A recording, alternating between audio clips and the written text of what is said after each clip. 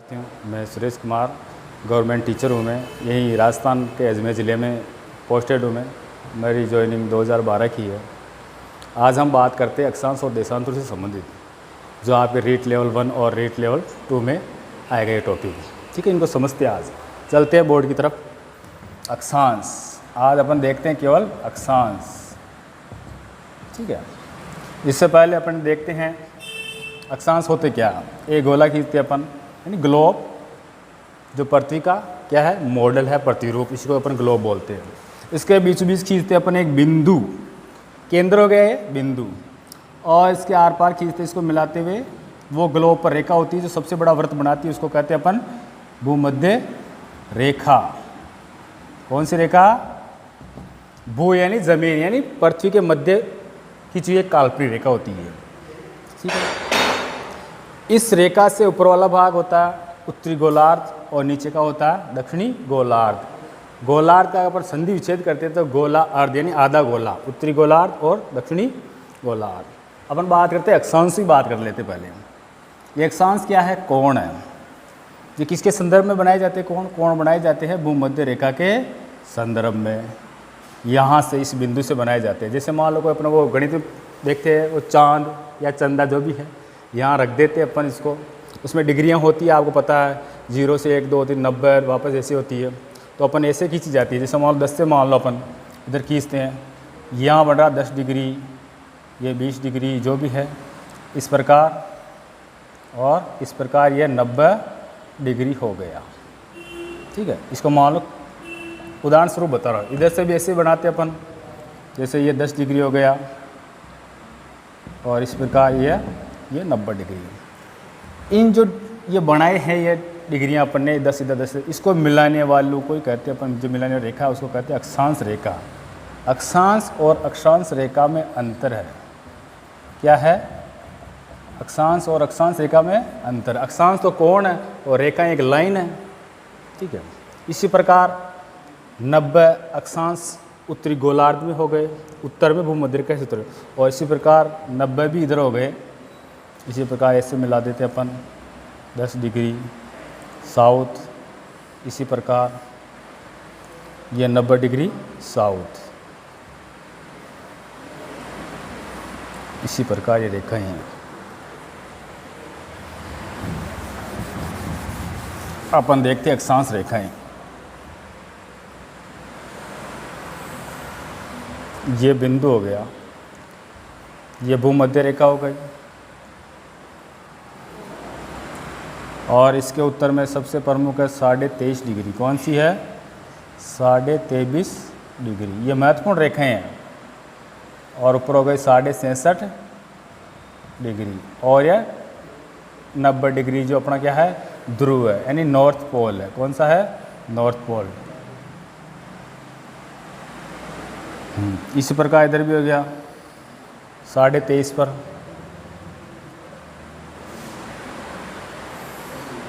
इसी प्रकार ये 66.5 डिग्री।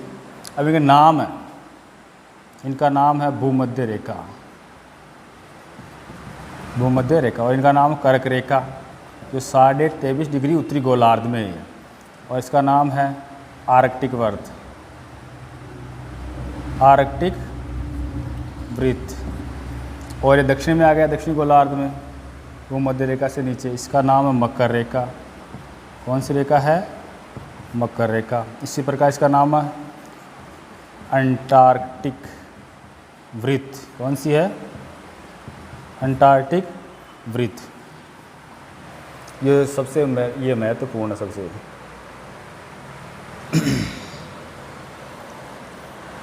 खत्म हो गया।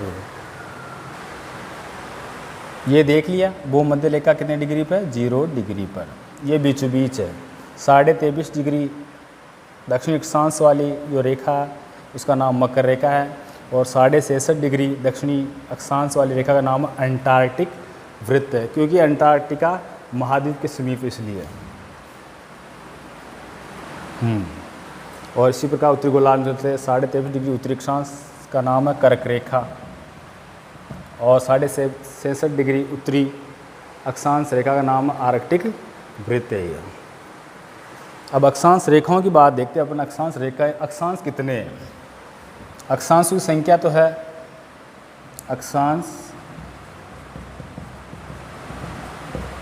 अक्षांशों की संख्या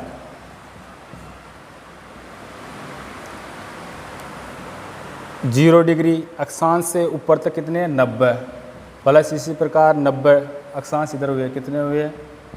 180 अक्षांश टोटल। अगर रेखाओं की बात करते तो रेखाएं कितनी हैं? अक्षांश रेखाएं,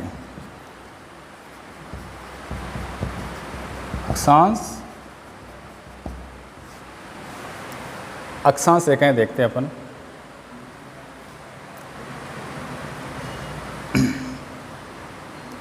नब्बे प्लस 90 बराबर 180, ठीक है। ये 90 डिग्री ये अक्षांश है, अक्षांश रेखा नहीं है, ठीक है। और इसी प्रकार ये भी 90 डिग्री अक्षांश है, अक्षांश रेखा नहीं है। 2 तो इसमें से घटा देते अपन, -2, कितने बचे? 178। और इसे 0 डिग्री भी अक्षांश रेखा है तो इसमें जोड़ देते हैं, तो कितनी अक्षांश रेखाएं हुई? 179 अक्षांश रेखाएं हुई। इनका ज्योग्राफी में बहुत ही महत्वपूर्ण स्थान है अक्षांश रेखाओं का। अक्सर अपने को ताप कटिबंध देखने हो, कुछ देखना हो तो ये चीज़ें बहुत मायने रखती है अक्षांश रेखाएं। आगे देखते अपन।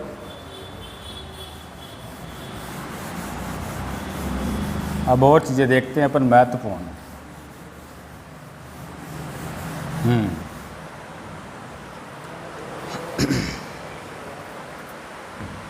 अब अक्षांशों को अपन 3 स्तर पर बांट सकते हैं। कितने पर? अक्षांश,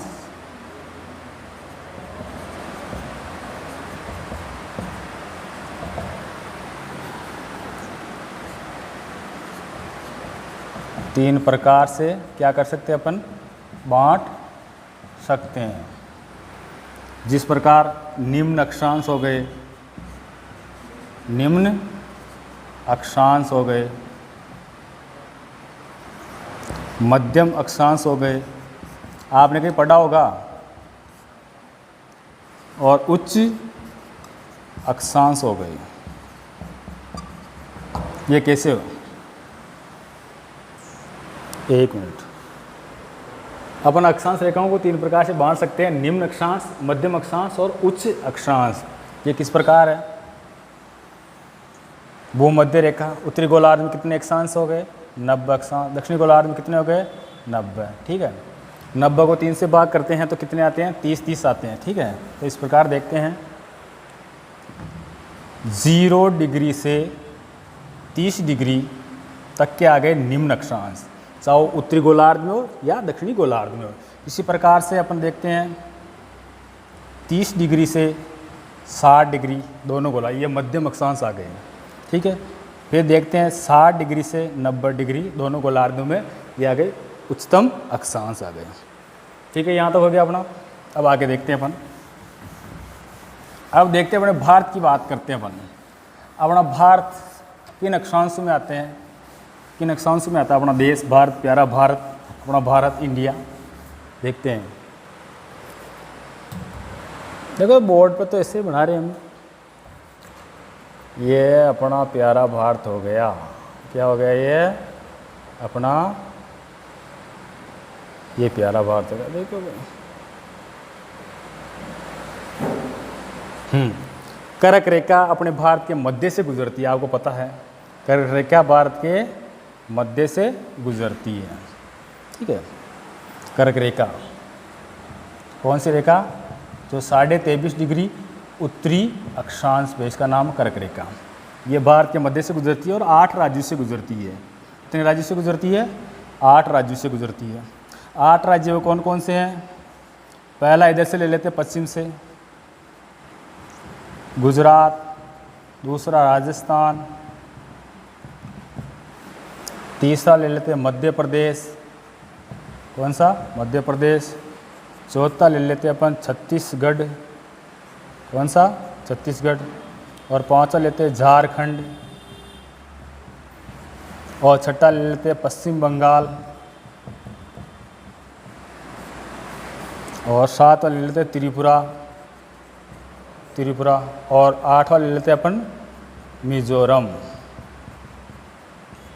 ये 8 राज्य हैं जिनसे क्या गुजरती है, अपनी कर्क रेखा गुजरती है। ये देख लेना आप अच्छे से, ठीक है।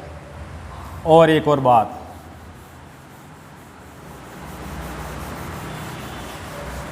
और लिखा देते आपको,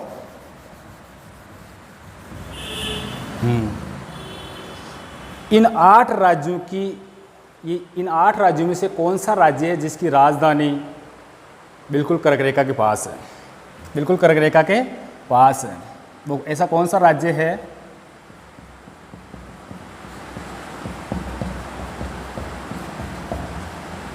राज्य है जिसकी राजधानी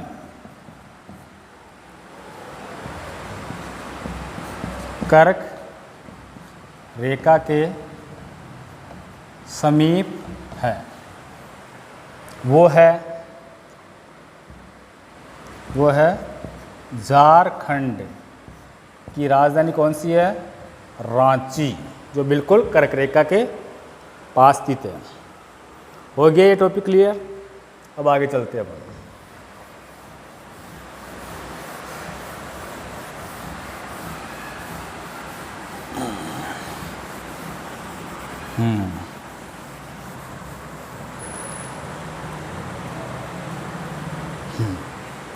चलो एक और नई चीज़ देख लेते आज अपन।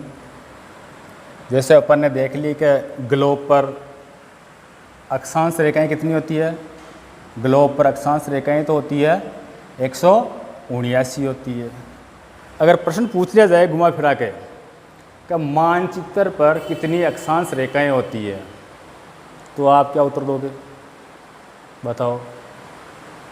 मानचित्र पर होती है 181 रेखाएं। वो किस प्रकार? क्योंकि अपन 179 बताए थे, इनमें से अपन ने 2 घटा दी थी। कौन सी? एक तो 90 डिग्री वाले, 90 डिग्री उत्तरी अक्षांश और 90 डिग्री दक्षिणी अक्षांश, ठीक है। और अपन एक हो गई वो भूमध्य रेखा, क्योंकि ग्लोब होती है गोल, और ग्लोब पर 90 डिग्री एक रेखा ना होकर एक बिंदु है। अगर ग्लोब को अगर अपन ऐसे खोले तो वो 90 डिग्री क्या बन जाएगा? रेखा बन जाएगी इस प्रकार। जैसे अपन देखते हैं, ये ध्यान देना, ये यहाँ बना दिया अपन ने, ठीक है। ये 90 डिग्री, ये अगर इसको खोलते अपन ऐसे, अगर खोलते हैं तो 90 डिग्री क्या बन जाएगी? एक इस प्रकार की ये रेखा बन जाएगी। बन गई ना? तो प्रश्न पूछा जा सकता है कि ग्लोब पर 179 अक्षांश रेखाएं होती है, तो मानचित्र पर कितनी होती है? तो 181 होती है। गलत मत कर देना। इस प्रकार आप देखते हो ये ग्लोब है, ठीक है। ये पृथ्वी का मॉडल है। अपन सही तरीके से अगर लाइनें खींचे तो ऐसे खींची जाती है, क्योंकि गोल चीज़ पर अगर आप कोई भी लाइन बनाते हो तो वो इस प्रकार की वक्राकार में दिखाई देती है। किस प्रकार देती है? वक्राकार में। जानते हो आप गोलाएं। और अपने पृथ्वी अपने अक्ष पर कितने डिग्री झुकी हुई है? अक्ष वह केंद्र है जिस पे कोई भी वस्तु घूमती है। अपनी पृथ्वी अपने अक्ष पर 23.5 डिग्री झुकी हुई है। कितने डिग्री झुकी हुई है? 23.5 डिग्री। ये इस प्रकार की लाइनें अपने को नज़र आती है। अगर अपन ग्लोब पर देखते हैं, ऐसे सीधी सीधी नहीं आती, ये तो गलत है वैसे, चलो पढ़ाने में पढ़ा दिया, लेकिन ऐसे नहीं आती। ग्लोब पर हमेशा लाइनें ऐसी वक्राकार में नज़र आती है, और बनानी भी इस प्रकार ही चाहिए।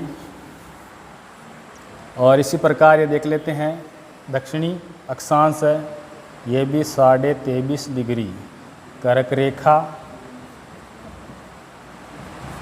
और इसका नाम मकर रेखा। और ये भी एक महत्वपूर्ण रेखा है, 66.5 डिग्री उत्तरी अक्षांश, जिसका नाम क्या है? आर्कटिक वर्त। कौन सी है? आर्कटिक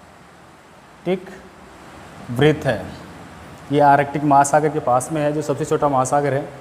और इसी प्रकार 66.5 इधर भी है, 66.5 डिग्री दक्षिणी अक्षांश। कौन से अक्षांश है ये? दक्षिणी अक्षांश। इसका नाम है अंटार्कटिक वर्त। कौन सा है? अंटार्कटिक वृत्त है ये समान रेखा। इनका बहुत ही महत्वपूर्ण है इनका।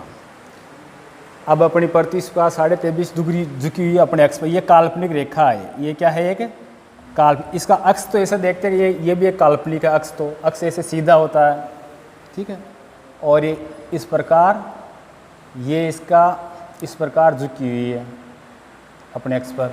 ये 23.5 डिग्री। यहाँ से अगर कोण मापे तो ये होता है 23.5 डिग्री। कौन कितना? 23.5 डिग्री झुकी हुई है, ठीक है, 23.5 डिग्री। और ये वाला कोण देखें तो 66.5 डिग्री आता है। जो ये रेखा यहाँ प्रदर्शित कर रखी है 66.5 डिग्री। अब हम सूर्य देखते हैं।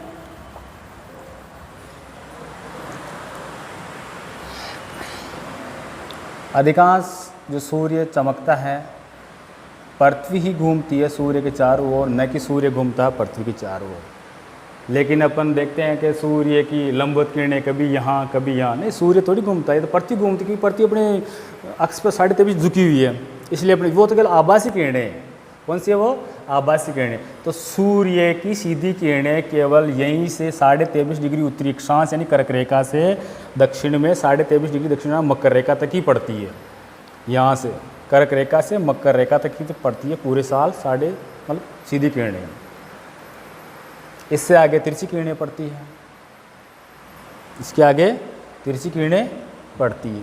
क्यों? अक्षांश रेखाओं, देखो अक्षांश रेखाएं बहुत जगह काम आती है।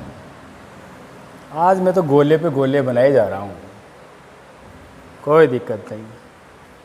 अपन वापस चलते हैं, सीधी लाइनें बनाते हैं, वैसे अपन कोई दिक्कत नहीं। ये अपन मान लेते हैं, हालांकि ग्लोब पे ऐसे सीधी दिखाई नहीं देती, ध्यान रखना। मैं तो पढ़ाने के हिसाब से बना रहा हूँ सीधी ही, ठीक है। मैंने बताया ना अभी वक्राकार इस प्रकार की दिखाई देती है अक्षांश रेखाएं, इस प्रकार की ग्लोब पे, ठीक है, समझ गए आप? गुरु कहे सो करो, गुरु कहे सो नकल मत करो भैया ना। आगे देखते हैं अपन। ये है 23.5 डिग्री उत्तरी अक्षांश, जिसका नाम है कर्क रेखा। क्या नाम है भाइयों? कर्क रेखा। एक बार और देख लेते हैं यार। और इसका नाम है दक्षिण में मकर रेखा। क्या नाम है? और ये तो भूमध्य रेखा। वैसे कई नाम है इसके, भूमध्य रेखा, विषुवत रेखा, विषुवत रेखा, और अंग्रेजी में इक्वेटर भी बोलते हैं इसको। अपन देखते हैं सूर्य का, यह सूर्य रात जैसे मान लो इधर रहा, ये चमक रहा है। सूर्य का उत्तरायण होना और दक्षिणायन होना ये देखते हैं आप, ठीक है। यहाँ सूर्य कब कब सीधा चमकता है, कब कब सूर्य की सीधी किरणें यहाँ पड़ती है भूमध्य रेखा पर, वो देख लेते हैं।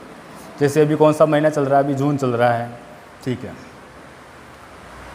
जून चला, जून से ले लेते, चलो कोई दिक्कत नहीं। 21 जून, जैसे अभी 21 जून आने वाला है, तो 21 जून को सूर्य की सीधी किरणें कहाँ पड़ेगी? कर्क रेखा पर पड़ेगी, ठीक। इसी प्रकार वापस ये नीचे आएगी 23 सितंबर। कब? 23 सितंबर को सूर्य सीधी किरणें कहाँ पड़ेगी? वो मध्य रेखा पर, ऐसे आ रही है, ठीक है। और फिर वापस ये आ जाएगी कहाँ? मकर रेखा पर। यह आएगी मकर रेखा पर 22 दिसंबर को। कब आएगी? फिर वापस ऐसी, मैं समझा दूंगा, थोड़ा धैर्य रखो, कोई दिक्कत नहीं। ये 21 मार्च को कहाँ पे? भूमध्य रेखा पर। ये रोटेशन इनकी आभासी किरणों का क्या हो, ध्यान रखना, आभासी किरण। ऐसा नहीं कि सूर्य कभी यहाँ हो कभी यहाँ हो कभी, ऐसा नहीं। ये तो पृथ्वी क्या अपने अक्ष पे झुकी हुई है, इसलिए ये आभासी किरणों का ये कर्क रेखा से मकर रेखा तक स्थानांतरण होता रहता है। कन्फ्यूज मत होना भाई सूर्य को, है ना, इधर उधर मित्र। सूर्य तो अपनी जगह स्थिर है, केवल पृथ्वी घूमती है उसके चारों, इसलिए। जैसे अभी 21 मार्च को सूर्य की सीधी किरणें कहाँ चमकेगी? ये आभासी किरणें यहाँ पर सीधी। तो उत्तरी गोलार्ध में क्या होगा? उस दिन सबसे बड़ा दिन होगा और सबसे छोटी रात होगी, ठीक है। अगर अपने सबसे बड़ा दिन होगा तो इधर सबसे छोटा दिन होगा, उल्टा है। फिर 21 जून के बाद में सूर्य के आभासी किरणों का स्थानांतरण धीरे धीरे किधर की ओर होगा? 23 सितंबर को यहाँ आ जाएगी कहाँ, भूमध्य रेखा पर। तो उस दिन भूमध्य रेखा पर सूर्य की सीधी किरणें चमकेगी, तो पृथ्वी पर उस दिन दिन और रात बराबर होंगे, दिन और रात बराबर होंगे, दिन और रात बराबर होंगे।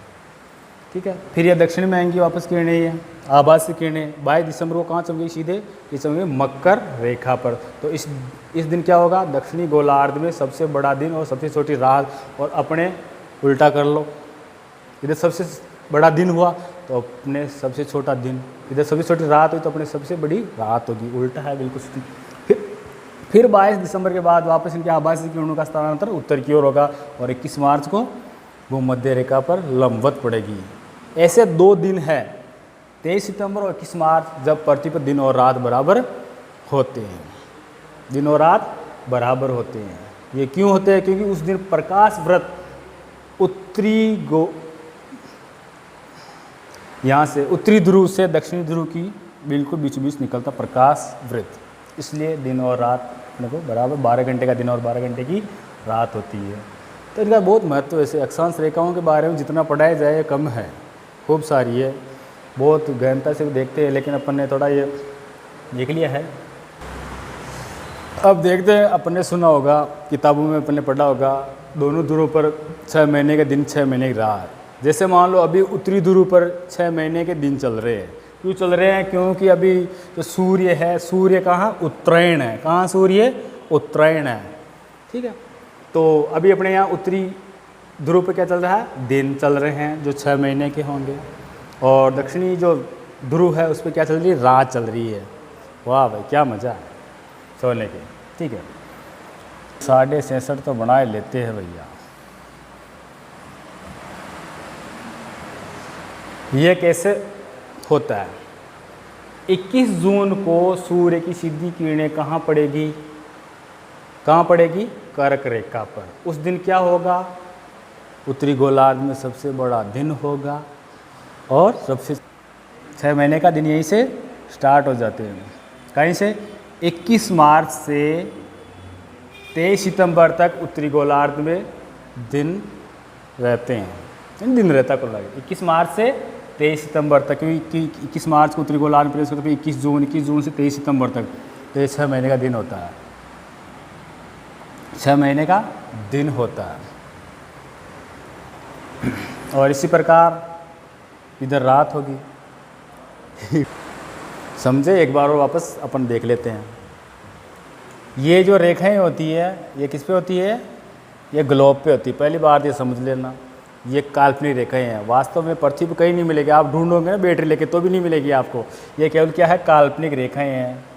इस प्रकार काल्पनिक रेखाएं हैं ये इस प्रकार की, ये अक्षांश रेखाएं हैं। वीडियो में अपन देखेंगे देशांतर रेखाओं के बारे में देखेंगे। ऐसे आपको समझ आया होगा अक्षांश रेखाओं का कितना महत्व है। अक्षांश और अक्षांश रेखाओं में बहुत सारा अंतर है। अगर जियोग्राफी तो पूरी इन अक्षांश देशांतों में सिमटी हुई है। अपन देखते हैं तापमान के बारे में, ताप कटिबंधों के बारे में, और भी खूब सारे हैं। तो ये अक्षांश रेखाओं के बारे में, अक्षांश कितने होते हैं, अक्षांश रेखाएं कितनी होती है, और अक्षांश किनके संदर्भ में खींचे जाते हैं, इनके मध्य की दूरी और कुछ और अक्षांशों के प्रकार देखे, उच्च